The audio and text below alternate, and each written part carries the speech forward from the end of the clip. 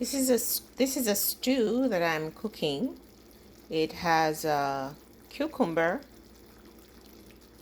and mushrooms, onion, garlic, tomato, pinch of salt, and a pinch of crushed red pepper, a slice of ginger, diced, and that color you see, that looks like curry, is actually turmeric powder. And I've also added a pinch of fennel seed. And this is guess I could call it cucumber stew that I'm doing with turmeric powder. And I'm pretty sure it's very delicious. I hope you'll try it.